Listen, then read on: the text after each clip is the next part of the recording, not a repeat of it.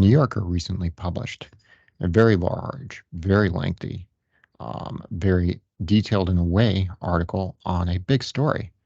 What happened to San Francisco, really, title of the article, that goes over the demise or current problems of San Francisco. San Francisco has really become the poster boy for urban problems, high vacancy rates in office, retail leaving, commercial real estate woes, a city that's the poster boy for the problems in urban cores and has really led the nation in terms of problems with properties, commercial properties, including landlords defaulting, giving the keys back, leaving, transaction volume going to nothing. But I wanted to highlight some of the points in this article, but just to spoil the ending of all this, going to the end, I'll give you the conclusion. Quote, the only solution that's a real solution is a solution in which everyone is involved.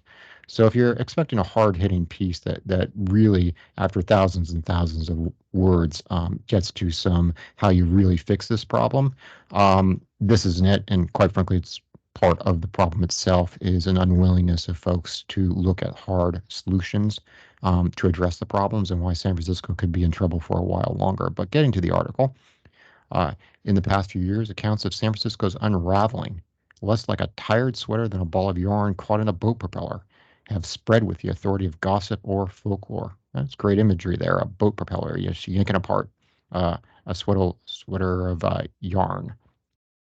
As the pandemic recedes, nearly a quarter of office downtowns are said to be vacant, the worst rate in the nation.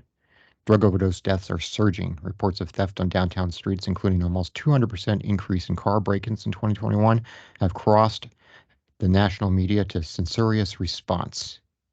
I would point out here that because things have gotten so bad in San Francisco that a lot of people just don't report crimes because the police can take forever to show up to take a report. And then once they do, there's very little prospects of anything being done about it.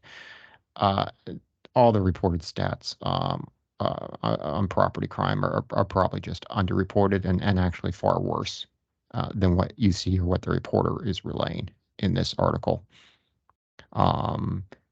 Colorful antidote here. In May, a local pet owner claimed that her Himalayan sheepdog began wobbling after eating feces possibly containing opiates and marijuana. Well, I think that kind of describes some of the street life in San Francisco nowadays.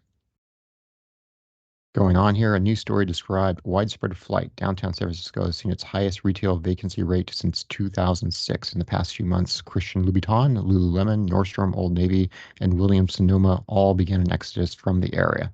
So did Office Depot and Whole Foods. In late summer, the owner of Gump's, an upscale shop that opened in the 1860s, released a testy open letter threatening to close in response to a litany of destructive San Francisco strategies, including allowing the homeless to occupy our sidewalks, to openly distribute and use illegal drugs, to harass the public, and to defile the city's streets, unquote. Not quite sure why this letter is described as testy rather than forthright, honest, but it does seem to show a bit of a bias by the writer of this article. Urbanists had already begun to circulate a paper by The Economist Van Nurburg that traced a post-pandemic spiral of collapsing retail and declining safety, leading to a less public revenue and fewer public services, what he called an urban doom loop. I would say that's still a prospect for San Francisco. The good times were so good, and we covered this in a separate video, that they have quite a large amount of reserves that they've been burning through. And they haven't gotten to the point really of having to cut city spending because of this. So they have been able to kind of postpone, if it's going to happen, that sort of doom loop where falling revenues from taxes and whatnot due to you losing all those office tenants and retail establishments cause you to have to cut city services, which causes things to get worse and worse. That really hasn't started there yet, but it is a prospect in the future, something this article kind of alludes to here, but doesn't really go into the details on. Their reliance on tech made their downtown especially vulnerable to work from home. I'm going to call this out because there's plenty of places that have had work from home, remote work. The reality is it's mostly been a hybrid model. The rest of Silicon Valley is not seeing things similar to San Francisco. They have a quality of life problem. Remote from work is, in my opinion, just a way to blame it on something else and not address the real issue. San Francisco is the capital of social media, streaming media, app tech, the sharing economy, the gig economy, and other building blocks of modern life. I'm going to call this out again. It is not. Silicon Valley is, and there's other places you can go and not have your car broken into. Palo Alto, Mountain View, San Jose, lots of other places in the valley. And that's what we've seen. People have just gotten out of a city where the quality of life has deteriorated. Article talks about how the progressives and the moderates can't get on the same page with each other.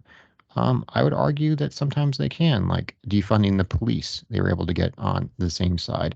Something this article doesn't talk about, but in California, a proposition was passed making shoplifting, I believe it's $950, but around there about um, making that a misdemeanor. So basically, decriminalizing theft.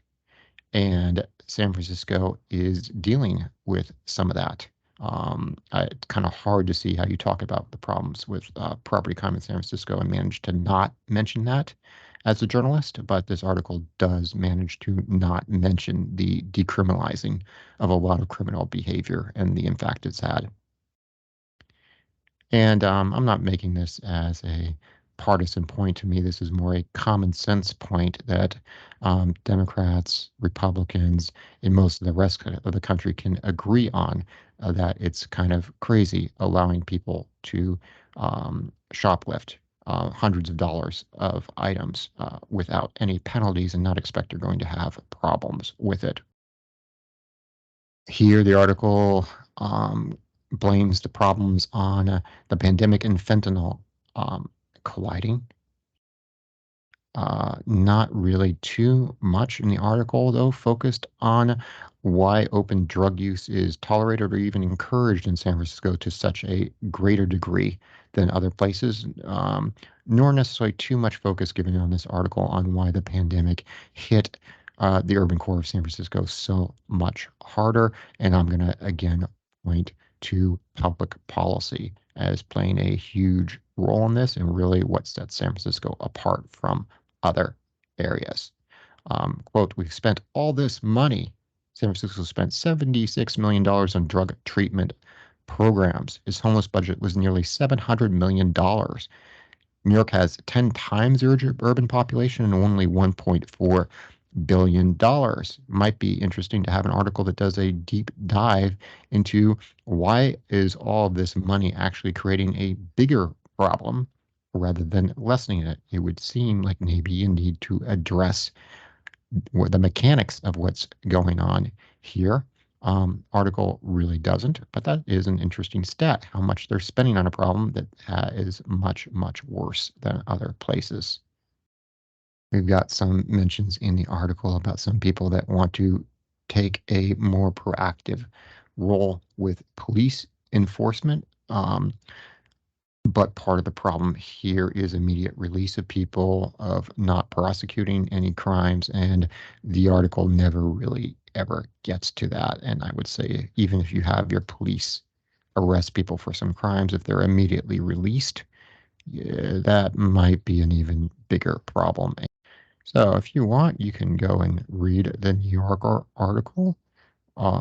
You can see just how long and lengthy um, article is. Talks about the boom in artificial intelligence here and how that might be a good thing for San Francisco, and it probably will.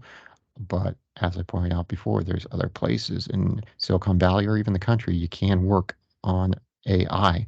So by itself, I don't know if AI is going to single-handedly save the San Francisco downtown. But wow, this is a really, really long article. Again, you could go to the New Yorker and check it out for yourself. But what's really interesting to me is what this doesn't address, which seems to be the core problem of public policies. What public policies have caused a deterioration in quality of life, and what can be done to reverse or change those problems in details? Why are they spending so much money to address things like drug addiction and getting more drug addiction? What's at fault in these problems? You're not going to really find those details in here, but you are going to find a lot of quotes and a lot of mentions about what life is like in San Francisco. So if you got the time for it, check out the New Yorker article, but don't expect a deep dive into what the real problems are in San Francisco um, and how they're really going to be solved.